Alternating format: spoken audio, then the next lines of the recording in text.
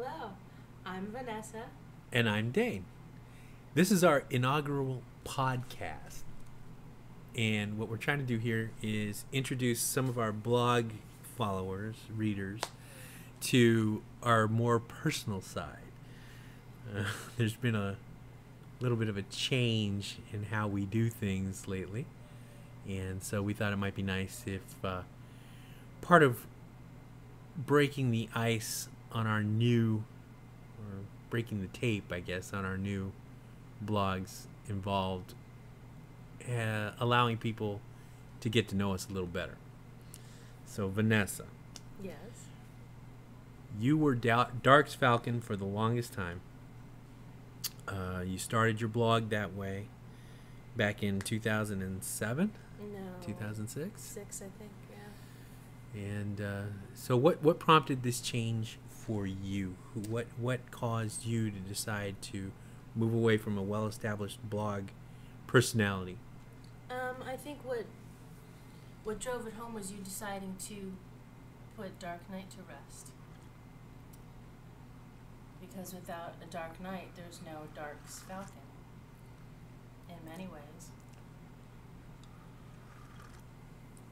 But it was kind of a culmination. It's been a long time coming. I've just felt a desire to be more my own person than just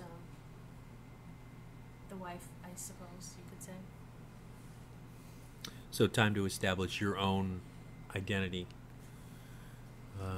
separate from the dark right. side, I guess. Yeah, I'm breaking out into the light.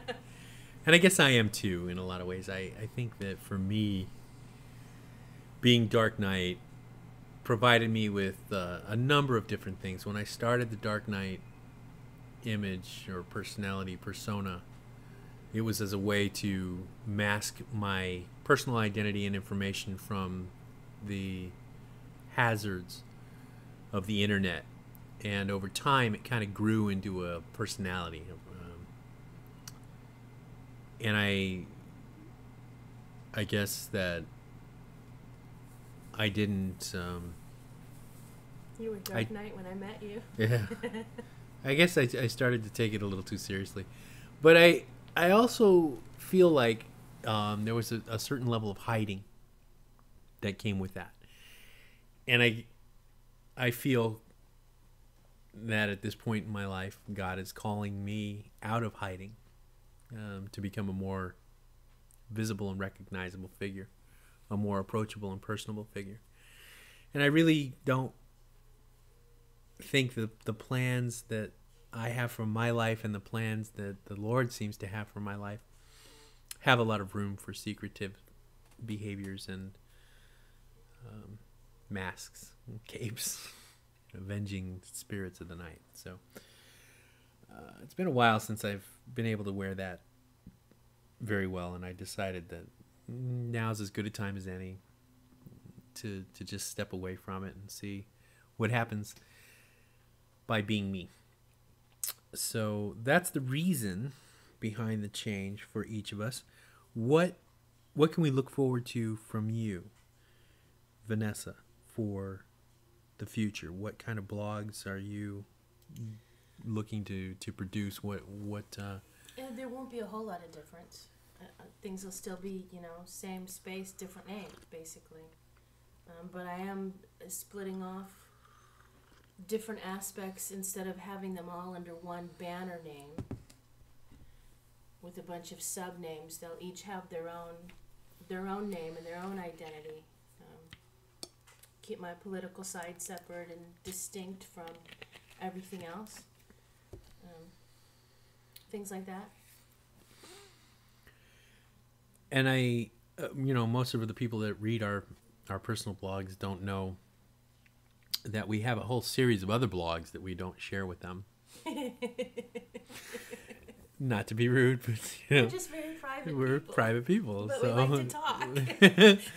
And it gives us a way to talk amongst ourselves. The rest of the world will be graced with our words, but we don't have any.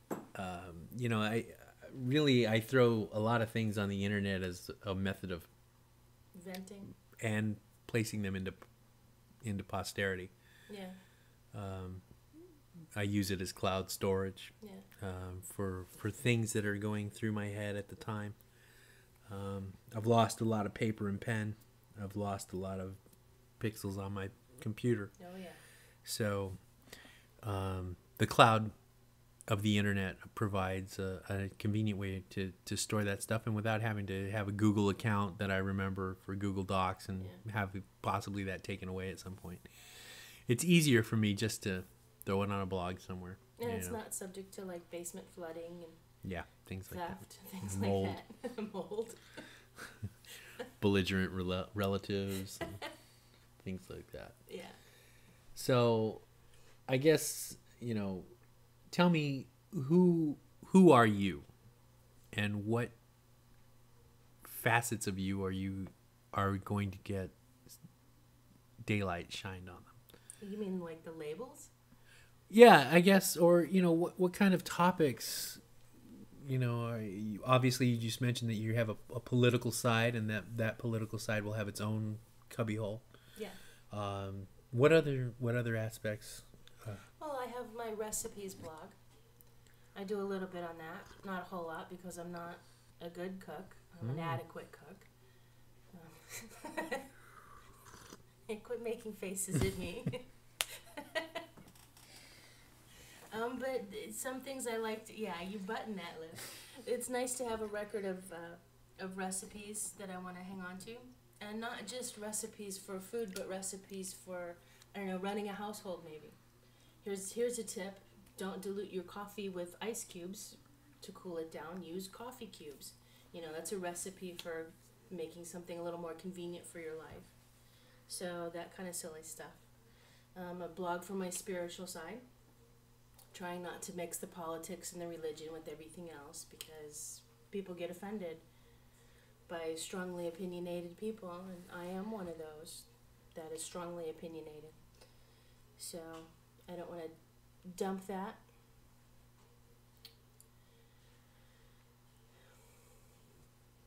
And my writing blog and my poetry blog, which I'd like to contribute more to. Writing blog. When you say writing blog, what do you mean? There seem to be a lot of definitions of writing blog running around the internet. What's yours? I think writing for me is there's so much involved in the skill of writing and the knowledge of writing from a technical aspect in terms of grammar and sentence structure and punctuation and spelling and composition and story structure. It's not just about the creative process. You have to have a good foundation, and I always wanted to be a writer, but I'm not a good storyteller. But I understand the basics of the construction of story. And I think having a place to talk about those things and maybe to share other articles, I find that are in line with that kind of philosophy. It's not just about, creative flotsam is everywhere, but how do you put that together into something that's done well? So this represents more of a resource center for writers than... I think a lot of that, yeah. But it's not going to showcase fiction. No, certainly not my writing. The only writing that I really do is the poetry stuff. Okay. I guess I would be more of a journalist kind of writer if I had to pick a name for it, because I'm not a good storyteller. So what about the poetry thing? What kind of poetry? How deeply involved in that are you? How often do you do that? What's that about for people who don't know or may not know that you have a poetic side? It's not as strong as it used to be. Teen angst is a great motivator for poetry. But I lost all my poems due to some unforeseen circumstances. I had them all written down, a few hundred, but I lost them all. So I wanted to have a place, the cloud storage. Some few snippets that I could remember, and anything new that came to me is for what that is.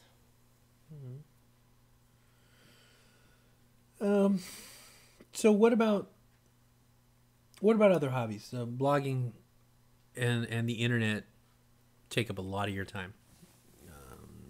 I used to jokingly say that we see the back of your head, and that's about it, because you're staring into your computer monitor most of the day.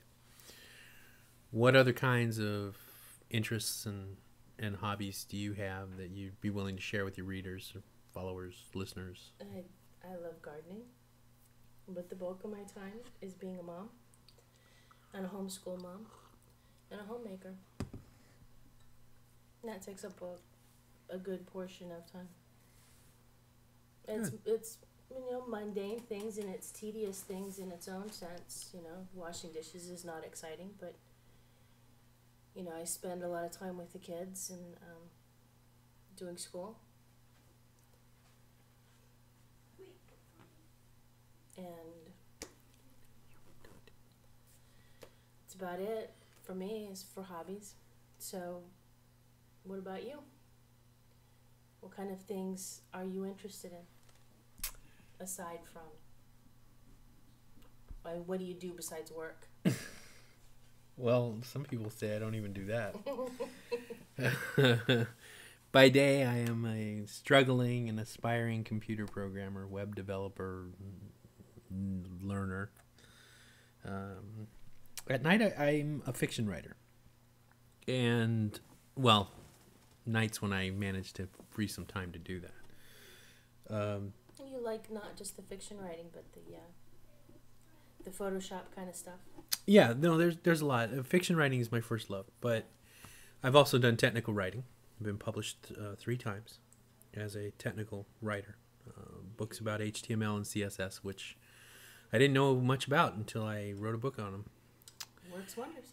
You'd be amazed how much you learn when you are commissioned to write a book.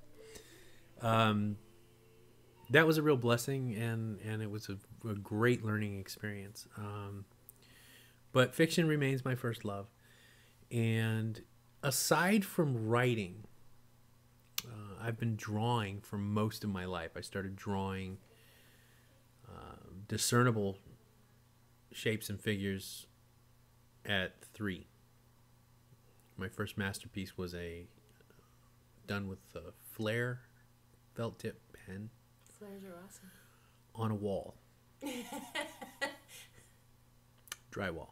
Hey, any surface will work, right? It had a great tooth. It Yeah. had a great texture and this great expanse of whiteness that just was waiting, begging to be filled. And so I took a black felt tip marker and proceeded to fill Enhance it. Yeah.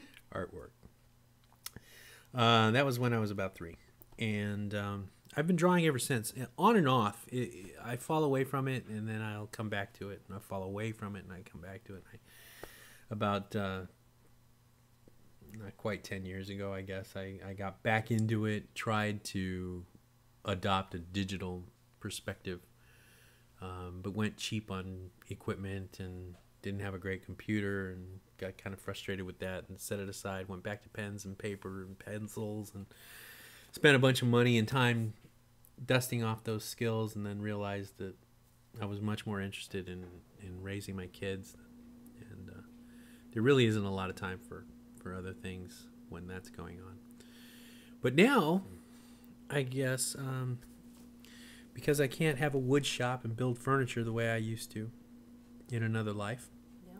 I can take out photographs and make new creations.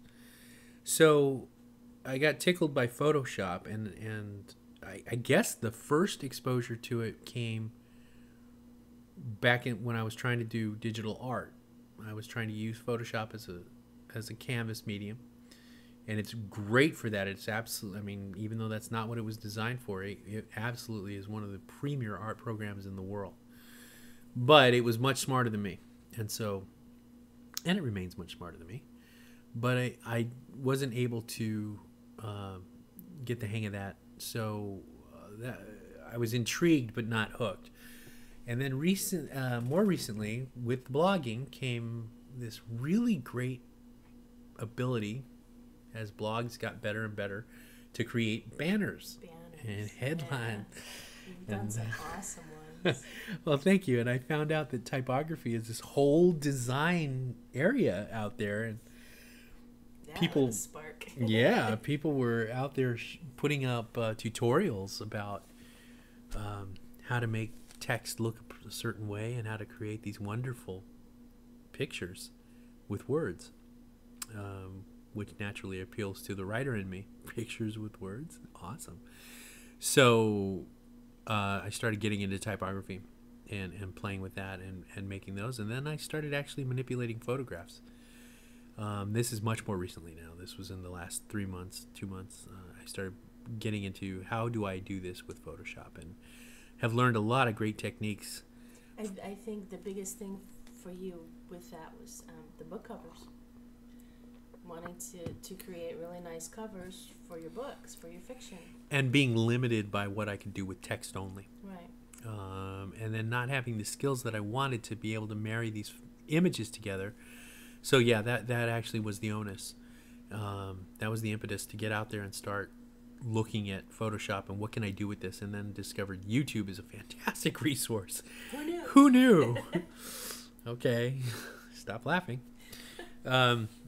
Yes, watching these video tutorials of these people that are clearly and obviously a third my age, mastering this software.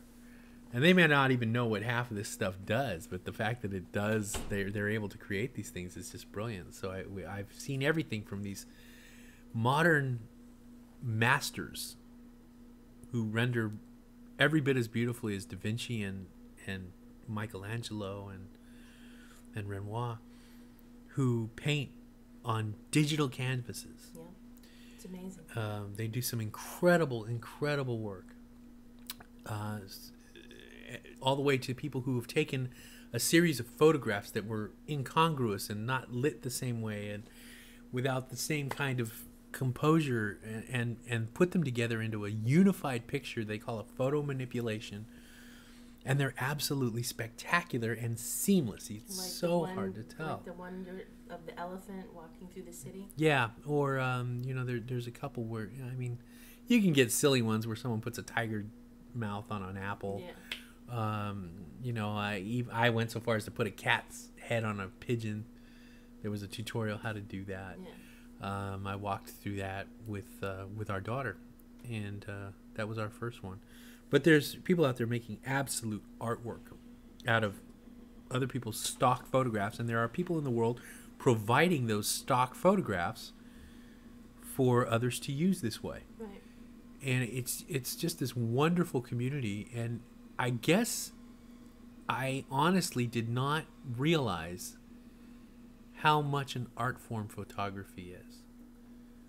Yeah, it's more than just taking pictures. Yeah. There's a lot Absolutely. of composition involved in that, just like writing. And lighting, and just like drawing.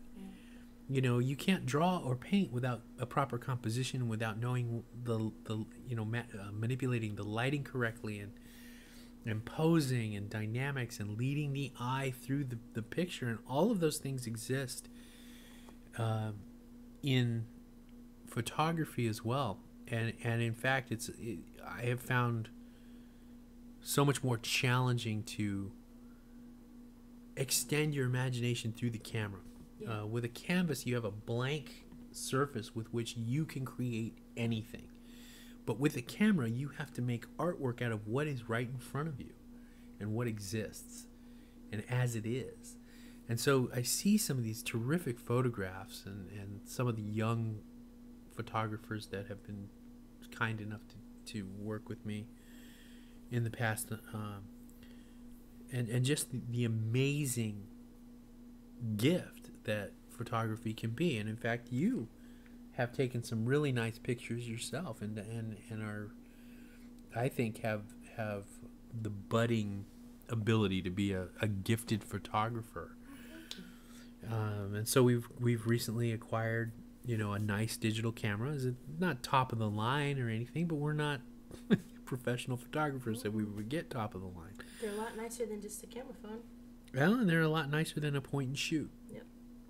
So we have this terrific camera now with a great big aperture, many shutter settings and all kinds of fancy things that I don't understand, and how, you know, when all else fails. When all else fails, you know, I've read the manual and went, that's interesting. What does that mean? So it's a little like reading a foreign language. There's a whole language to learn, but I think the possibilities and the prospects are out there. I did some photographs. I took some photographs today and realized, you know, I could see from the beginning of the day to the end of the day, I already know what kind of photographs I like to take. Mm-hmm. I already know how I like the pictures I want to take to look. So learning how to see that through the viewfinder and position that and get the camera to cooperate, or better still, to get it to lead me through what it's capable of. Using the camera as an eye. Yeah. Well, then the camera's got a brain. You know, it has the guided tutorial wizard kind of thing that walks you through how to do it. Cool. And how to set it up. So those are good learning tools. And then eventually I hope to turn all of those automatic things off and be able to, you know, on my own, know what kind of pictures to take. But so will we see more photography on your blog? I doubt it.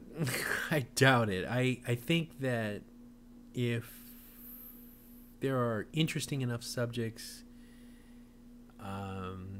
that and artfully captured, maybe. But I don't think that'll ever become part of a regular thing for me. I think that my goal is to get to Photoshop. I'm using this really expensive, really nice camera as a medium to get me to Photoshop. You know, just take the pictures, take a lot of them, and I'll manipulate them after that. So that's basically, you know, that's my primary new interest right now. And podcasting, hey, what do you know? But I hate the sound of my own voice, so I don't know how far this is going to go. So that's, you know, those are some of my interests. I'm always interested in learning. I like to learn about computer programming. I like learning about digital photography. I like learning about Photoshop. So those are all interests to me. And like I briefly mentioned woodworking. That was a deep, abiding love of mine. That was a big passion for a long time. Yeah. But it requires space that we don't have right now. Yeah.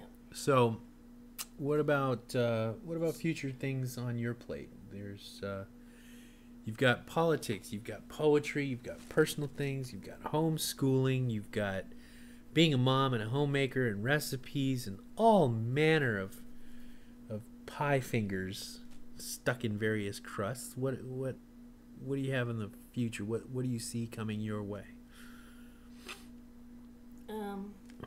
More of the same, I guess. I hadn't really, you know, you just plug away, keep doing what you're doing, and you roll with any changes that might come along. I don't know what changes those might be. Just hope to be prepared if and when they do. So how about you? What made you choose the new name for your blog, which is? Well, my new blog is Endangered. And why? What made that appeal to you? Oh, a lot of things did. I think mostly this little jackrabbit image that I've bandied about for the last several months. I kind of realized that at some point in my past, I started to become kind of nervous about a lot of things. And it was due to our circumstances and the situations that we've been through, the things that we've faced bred that nervousness. But I was very skittish. I am still very skittish about a lot of things. And so I think endangered is obviously a play on words, but it came about because, and I didn't come up with it, you did, but it was one of those really great fits for, you know, it's kind of a tongue-in-cheek way of saying that I'm a skittish person trying to walk through a pretty dangerous world. We know how tenuous the world is, our situation is in the world. Do. You know, in a blink, it can go away. Yep. And so we're always endangered. And each one of us is an endangered species. We are the only one of us.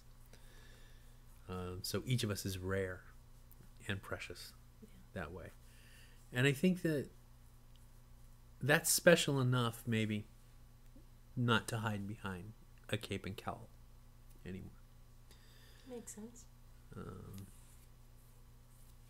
So it's either that or mundanity, which is also very fitting. But I've opted to go with endangered.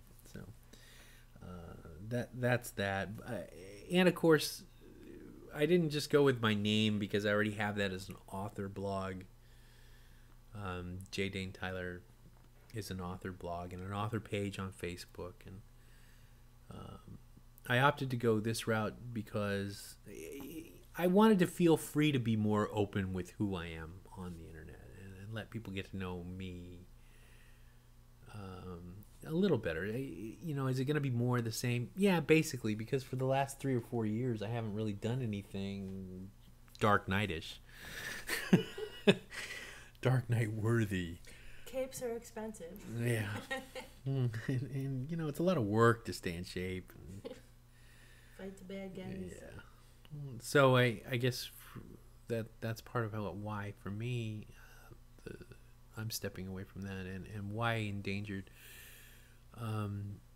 It'll really be more of the same, like you, status quo, but now more honest about that. A name that fits better. A name that suits it better, exactly. Yeah. So there's that, and I'd like to do other things with my blog than. Well, not other things so much. I guess I have segregation of duties like you. Segregation of responsibilities. I've kept my author blog separate, and it's fallen more by the wayside than it should. Well, you but haven't had a lot of time to write. I haven't had much time to write, but I've done a lot of publication in the last couple of months, just regurgitating stories that I already wrote and that I already published under a collection. So this is an opportunity for me to just be a little more personable with an appropriate, age-appropriate name to the blog, and you know, not be embarrassed about it. That wasn't very Dark Knight-ish. That was more Jackrabbit. The name had a lot of responsibility. Yes, the name carried a lot of responsibility. I'm no longer interested. So I've kept the name. I've kept the blog space. Yeah, I'll keep mine because I got all my Chicago stuff on there that people use it as a forum more than anything else. Yeah, yours is going to remain active to some degree. Yeah. But the essence of me, hence Vanescence, quit rolling your eyes. That was a stretch. It was not. Will just be carried through, you know, it's more stuff personal to me. Good. Good. So it's a new beginning for both of us, in a way, and yet another day. Just really, just skin that fits a little better. skin that fits a little better is a good way of putting it. I think. I look forward to new projects that I have on my horizon, and hopefully I can reach that horizon. I'm looking forward to writing a new speculative fiction story, which is a new genre for me. One I'm not accustomed to writing. I have plans to make better use of my author blog, but mostly my Facebook page. I think the author Facebook page can generate some interest there, and I seem to get some excitement happening. I really don't know how to propagate, I guess that's the word, across the internet. So what's the next fiction project for you? I mean, you have The Stillness. I saw you made the book cover for that. I know Ghost Hunters is kind of brewing on one of the back burners there. Spectral Analysis. Spectral Analysis. And Sharky, you've had a special request besides me. 2 months. For Sharky. 2 months. I was reminded just the other day, earlier this week, that 2 months from now, the person that requested it is graduating and wanted that as a graduation gift. I've already made it clear that's probably not going to happen, but yeah, there are a lot of them. Sharky is, for those people who don't know, a full-length literary fiction attempt. There's no real plot. It's all just watching a character evolve through grief at the loss of a loved one, and it touched a lot of people. And this one particular young lady felt a real affinity. She loved the story for some reason, and so it'll be something I finish and get to her. But I don't know when. Spectral Analysis needs a lot of help. When I wrote it as what amounted to an online serial. Actually, it started life as an exercise in dialogue. I can't emphasize this enough. It was supposed to be like 3 pages long, and he blames me. Someone started asking me to continue it and extend it and keep going with this. I love this. Write more. And all of a sudden it was, 30,000 words, and can I kill it yet? No. And so it morphed, and later when I learned about things like story structure and proper formatting of a well-told story, I realized that it needed a little help. It's been through a lot, the poor thing. It has, but the bones are still good. The bones are okay. They're not great. They're not perfect. $6 million man. We can rebuild it. We have the technology. We have the technology. So I've actually taken that skin and tried to hang it on a skeleton and stretch it here and push it there, and it has lots of holes. So it is a project that's near and dear to me. I don't want to just abandon it because it was my first full-length work. At the same time, and the debate is always there. Do I try to take the 25,000 or 30,000 words that survived and fold those into a new a rewriting, and just copy and paste when I get to those junctures, or do I try to salvage more than those 30,000 words and see if I can work it so that the milestones occur where they should, and see if we can, we've learned so much, and we can talk on and on and on about story structure and story dynamics, and you and I have both been smitten by the Dramatica theory, and running this through the Dramatica mill, I realized we actually had a pretty good start, but it's lacking in a few areas.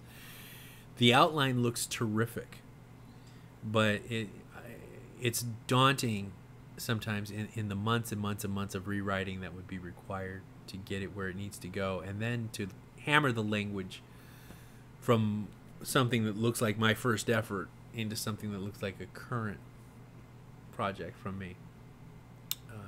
There's been a lot of change and a lot of growth. Yeah, your skills are different.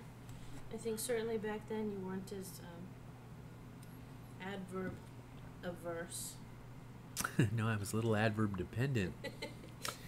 But adverbs aren't the only thing that's changed. I mean, my understanding of storytelling in general, and my understanding of language, and the adaptation of Rule 17. Omit needless words. Rule which 17. We don't do when we talk. No, but I am absolutely militant about it in writing. Yes. We let all those words spew when we're speaking. And being a student of the school of Hemingway and people with the minimalists, and looking at the beauty of and power and the prose of people like Amy Tan. Yeah, she's awesome.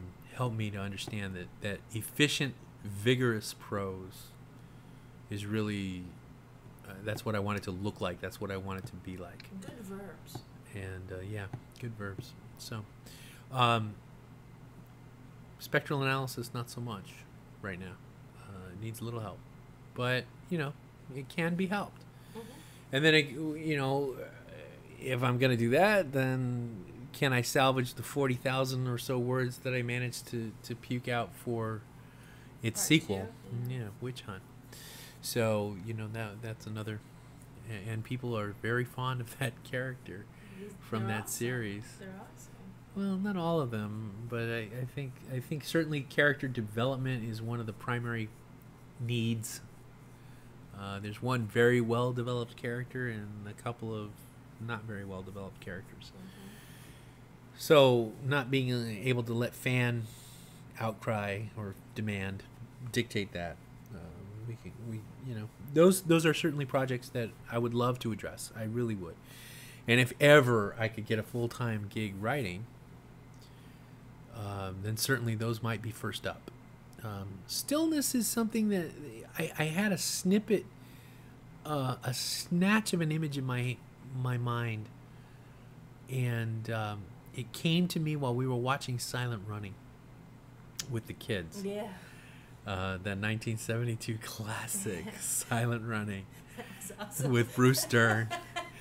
Oh boy. Boy, movie making has changed. Yeah, social media at its finest, huh? Before it was social media, it was movies with social statements in them. So, but it came to me in just this little snatch, and it's not developed very well. So, I don't really have anything that I can put to keys. We had a couple. We've been working on the cat one and the wolf one, and yeah, there's a few, and I don't want to give away too much. no. But yeah, there's a werewolf story on the horizon. There's a story about a cat on the horizon, and I just didn't know which one you wanted to address first. I don't, you know. And then I've got a story about a ghost. This one's not about the characters around the ghost as much. This one's, well, yeah, I guess it is, but so I've got a bunch, and what's first? You know, I don't know. I keep hoping I won't die before I get to sit down and write them.